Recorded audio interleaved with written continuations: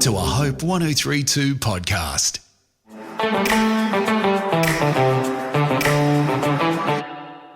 I'm Colette Smart, and I'm a psychologist, a teacher, and your host on Raising Teens. I'm also a parent, and I'm in the middle of raising my own teens and young adult children. I know that raising teens can be fun and busy, but also terrifying and even lonely. I've experienced all of these emotions, sometimes in the same day. On this podcast, I'm joined by well-known experts, and we chat about some of the most common questions I get asked about raising teenagers in my own work, and even some questions I have myself. I have such hope for this generation of young people, so each episode is full of support and practical advice. I love seeing all your questions come in, so each season I focus on some that teachers, parents, and carers have raised. We're all caring for the teens we love so much, so please keep sending in your ideas and questions through my Instagram and Facebook page or via the Hope 1032 podcast webpage, so we can support this generation of teens together.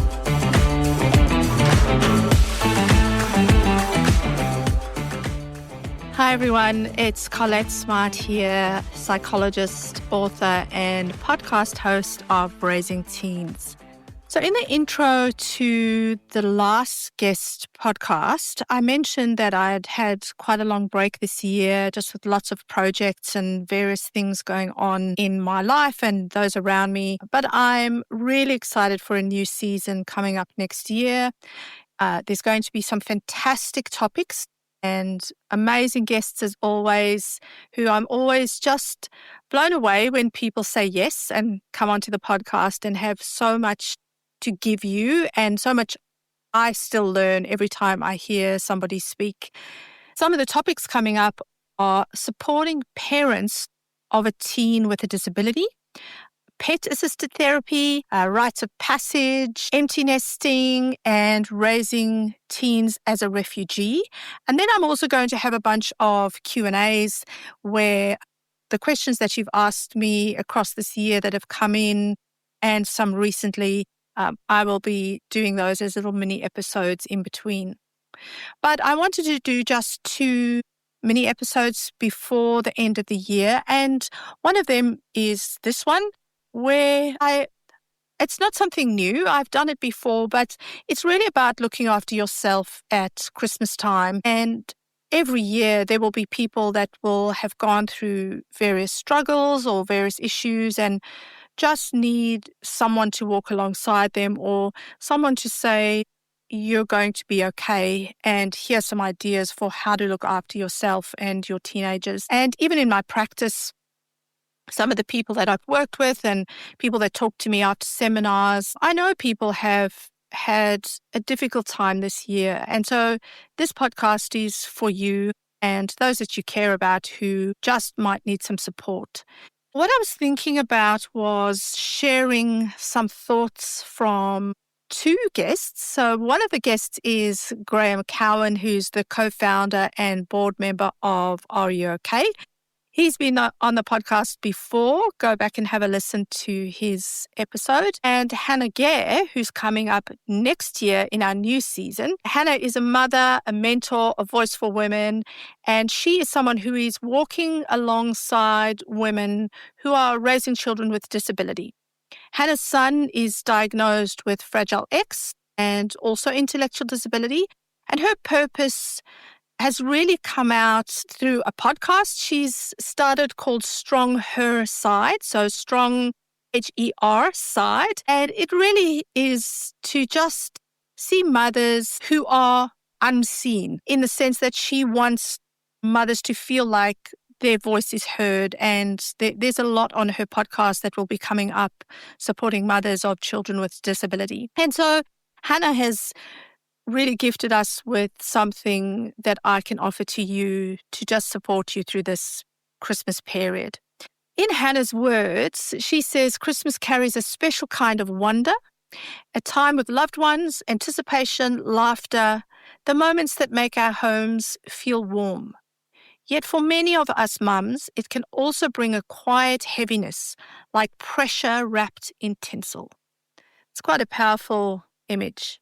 Now, what Graham Cowan has done, he's spoken a little bit about some areas that he's seen people just struggle around Christmas time. As you might know, Graham Cowan struggled for many years with his own diagnosis of depression, and he talks about going through a really dark time.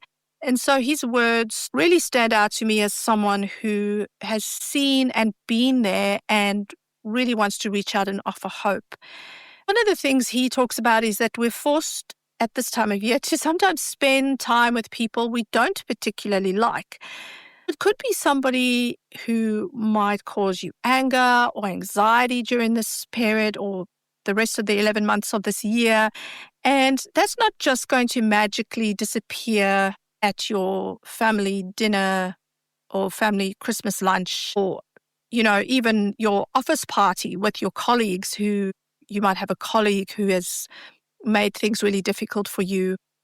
Or you might need to be crossing over with an ex-spouse when you are sharing the time with your children on Christmas Day. And so that can be quite a difficult time. So things that you might do is just really go into the situation with realistic expectations and just remember that your well-being and not always being polite is your first priority. Now, it doesn't mean we need to be rude, but sometimes we can default to politeness to such an extent that we actually allow people to walk over us. And that's not the same thing. If you're feeling agitated, you can say, excuse me, and walk away and find someone in the kitchen to talk to or help with whatever they're doing there. Go and chat with someone out in the garden. If there's a dog, go and find a pet or another family member to chat with. If you really need to, you can leave a little bit early. It's really okay to set some healthy boundaries for yourself for Christmas Day, Christmas Eve, or this period of time. Secondly, I think have a huge list of things to do. So we've got the planning and the cooking and the gift buying, which very often, not always, but very often falls to the mums in the home and lots and lots of expectations. There's a lot around social media jokes and memes and comedians really playing this out, particularly for exhausted mums at this time of year.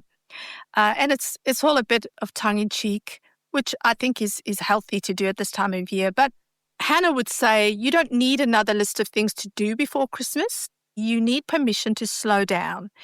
Instead of performing, you're allowed to feel your feelings, feel your emotions, and acknowledge that it's a difficult time for you. Choose peace over this invisible pressure to make everything perfect for grandma and auntie and your children. And Hannah has offered a beautiful guide which might help you in the upcoming days. Graham also says this time might remind us of loss. Perhaps you've lost your job this year, you might have separated from a partner, you might have lost a child or an elderly parent. For you, this time of year is it's new. It's a new experience at Christmas, or it doesn't necessarily have to be new. We've had Raymond Elsgood talk about grief on the pod before and how times like this at Christmas will bring back some of the painful memories or the glaring obvious that there is a seat missing at the table. And so your life might feel like someone is really absent at Christmas time. It's important for you to remember that you don't need to face this alone. Enlist the support of friends or family members. You don't need lots and lots of friends and family to support you. Even Ray once says in grief, you might just have one or two people in your life who have that permission to be there for you and talk to you and ask you the hard questions, or you can just sit in silence with or give them a call. It's important to reach out to those people. And then, of course, don't be afraid to seek professional help if you're struggling. There's no shame in reaching out. Talk to your GP as the first place if you haven't sought professional help before. They will give you a recommendation for places to call or professionals to reach out to. If you look in the show notes, we will also have some of the numbers like Lifeline, where if you need support, please call those numbers. Sometimes we're also another aspect is that we can be really confronted with what we don't have. Of course, this happens throughout the year, but it's much more prevalent in the holidays, especially during the Christmas holidays when we might be going through a divorce or waiting for divorce proceedings to go through. There are people that I know who are survivors of domestic violence, and at this time of year is incredibly uncertain because proceedings haven't gone through, and very often the woman is left with very little while she's waiting for some form of resolution.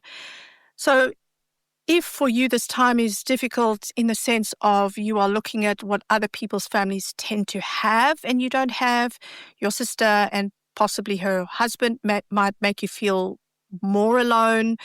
You might be struggling financially.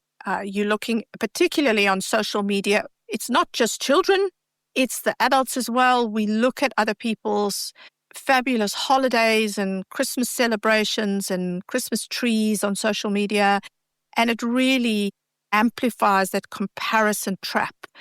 And every kind of picture-perfect family just highlights what you feel you might be missing in your own life. So Graham Cowan recommends that if you are consistently feeling a less than type of mood, perhaps a social media diet is really good for you. It could be good for you over this period of time. And he encourages us to really seriously think about it, even going so far as to deleting apps from your phone for a week or two before Christmas. And you could perhaps have it on your laptop if you want to, that you have to physically log in and pop in occasionally if you feel like a 2-week break is too difficult for you. But you might want to just pop in and have a look and wish people. But if for you, you need to just take a break of the comparison, you may find that that is really good for you so that you can focus your attention elsewhere, particularly using gratitude. And I know we hear about gratitude a lot, but it is honestly a game changer when we spend some time, particularly in times when it's very difficult and we are down or we have low mood. We know that gratitude or practicing gratitude changes the brain pathways. And so finding things that we can be thankful for at this time of year can really help us when we're focusing a lot on what others do. I've actually been quite encouraged by young people even setting up volunteer places, events, tables, and so on. I actually was quite inspired by my son and his girlfriend. She's studying medicine and she has decided during this break to go and man a table for raising gifts and funds for domestic violence survivors at this time of year. And my son went along and assisted her last weekend. So that is also a way, if you are feeling like things are overwhelming, perhaps you could find these organizations that need someone to go and host a table or join one if you see one and say, do you need a volunteer to come and stand at your table an hour on a Saturday? These are just examples and it needs to work for you, but perhaps that could be something that could take your mind off of some of the things you feel like you don't have or you're missing out during this year. And then, of course, talking to a trusted friend or a counselor to develop a healthy perspective and looking at things you can be proud of that you have come through this year. And then finally, we often neglect our well-being at this time of year. I think with all the busyness and distractions, a lot of the well-being practices that we've put into place across the year have fallen to the wayside. What's really interesting is when we are the most relaxed and often on holidays, that is sometimes the times that our well-being practices can slip, and then some of our mental health can slip, or some of our perhaps not so healthy habits can come back in that time. Now, I'm not saying we don't just relax. I love to just veg out on the chair in front of the beach and read books that I haven't got to read all year and just relax and not do the things that I've always done all year. So I'm not saying you don't do those things, but it's so important to still maintain some kind of well-being albeit the holiday or the rest time is part of well-being, but things like still getting enough sleep, having some healthy meals, and maintaining some kind of movement, whether it's walking or Pilates classes or lifting weights, whatever your thing is, try to do a little bit of that, even if it's scaled back. So this brings me to Hannah's guide that she has given us, this gift of this booklet that has practices that you can actually fit into your real life in the next few weeks. Hannah talks about the morning pause. So practice just having a short period of pause before your house wakes up. That's what Hannah does as a mum of a child with a disability. She practices having some period of morning pause in the quiet because that works for her. Perhaps for you, it could be late at night when everyone's asleep, but having a period of time where there's a pause in your day just for you to just be mindful, just to meditate or pray. If you're a person who has a faith, that might be the time you do that. And just having 2 minutes of stillness to really ground yourself and literally ground yourself. Put your feet on the grass or your bare feet on the decking, or if you're listening to this in another hemisphere, into the snow for a few seconds, just to kind of bring yourself into nature or into the present. Hannah's list also talks about kindness, so developing kindness for yourself. She gives you some ideas for what to do and spaces for how to cultivate that. Slowing rituals for your busy heart. So what are slowing rituals? How to slow yourself down a little bit. And then how to choose your word to carry through December. So a word that you will take with you into various situations, whether it's the tricky Christmas lunch at work or the family dinner or just the mayhem of the season. What is a word that you could use that would keep you grounded at this time? One of Hannah and my favorite things is Graham Cowan's Just One Thing. And Graham Cowan says, we need just one thing. We don't have to do it all at this time of year. Just one thing really is all about realizing that we don't have to do it all. You don't have to be perfect. You just need to take one step towards protecting your peace. One small thing as we move through the season. So it could be Hannah's one word that you carry through, or one thing as in dedicating 5-10 minutes a day or 20 minutes in the evening, if that's what works for you, to go for a walk around the block. Your one thing could be sitting on the deck and having that still moment at night or in the morning before everyone wakes up. Try not to do all of the ideas that I've suggested on this mini episode, because that is too overwhelming. It's really okay if you do one thing that works for you, that makes your Christmas less stressful. And it could be those things like Instagram, deleting Instagram and social media. It could be cutting down your budget, setting up firm boundaries, or just a day-to-day practice. But it really needs to work for you. So Merry Christmas, everyone. Take care of yourselves and your loved ones. Love your teens this Christmas season, and I will see you soon. If you found this episode helpful or gained some useful insight from it, please subscribe and review wherever you get your podcasts, and consider sharing it with your friends and family. I hope to see you next episode, but in the meantime, keep parenting with your teens' future adults in mind.